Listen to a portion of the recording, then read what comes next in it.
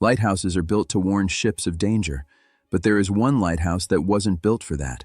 It stands on Harrow Island, 40 miles off the coast of Maine. It's not on any map, and the few sailors who know about it steer clear of this place. I took a job as its keeper 3 months ago, after the previous keeper, a man named Arthur Blackwood, stopped responding to transmissions. They sent me his logbook. On the first page, he had written, "If you are reading this, it means I am no longer on the island. The island is still on me." Harrow Island is a rock in the middle of the Atlantic. No trees, no grass, just gray stone, bird droppings, and a wind that never stops. The lighthouse is an old cast-iron tower built in 1883. Inside, a spiral staircase, living quarters at the top, and the lantern room with a Fresnel lens. When I arrived, I was met by the harbor master, a grim old man who said, "We swap you out every 6 months. The light must burn every night, no exceptions. If you see lights in the sea, don't look at them for too long. If you hear voices from the water, don't answer. And for God's sake, don't go down to the basement." The first 2 weeks were normal. I carried out the routine, climbed up, refueled the lamp, cleaned the lens, logged the weather. My only entertainment was an old shortwave radio in the corner of the living quarters.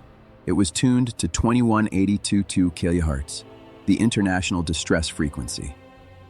Night after night, I heard only the crackle of atmospheric static.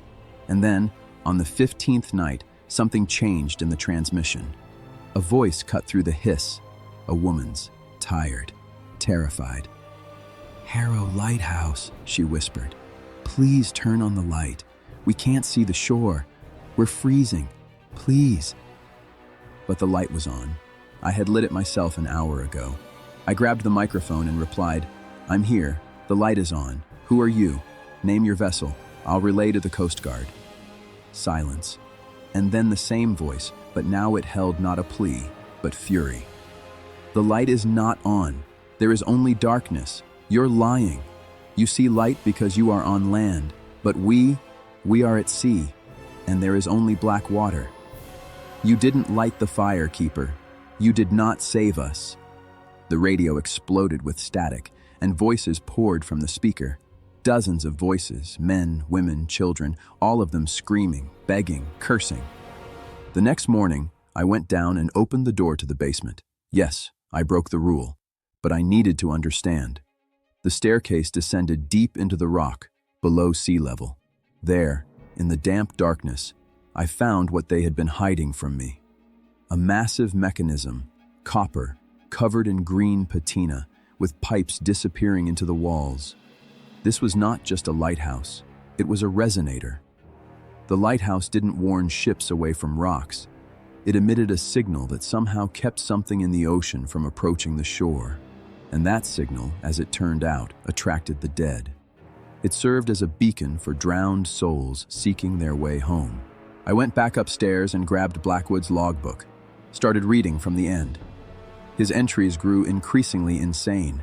He wrote that every night lights appeared in the sea, pale, blue-green, like foxfire.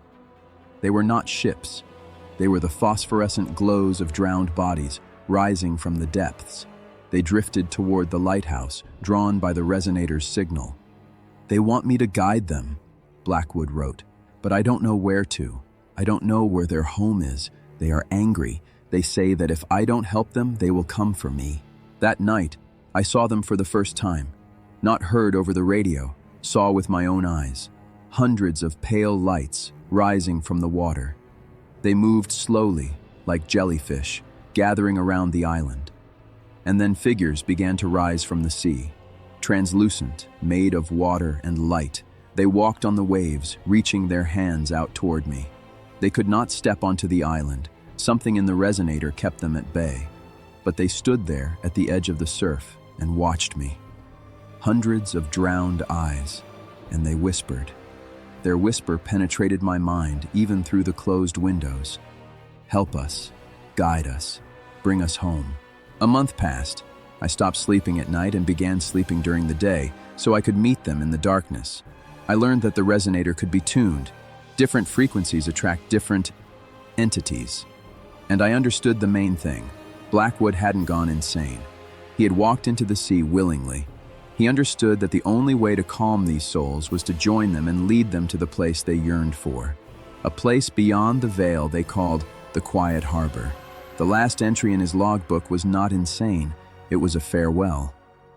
"I am becoming a keeper of a different kind," he wrote, "one who carries the light no longer for ships, but for the dead. They will send a new keeper soon. I've already packed my things, but I'm not going to the mainland.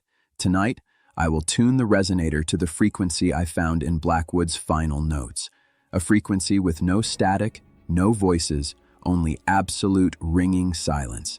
The frequency of the Quiet Harbor. I will walk down to the water, I will enter the sea, and I will lead them home, every last one. So if you ever see a lonely blue-green light in the ocean, drifting against the current, don't be afraid. It might just be a lighthouse keeper who has finally found his final shore."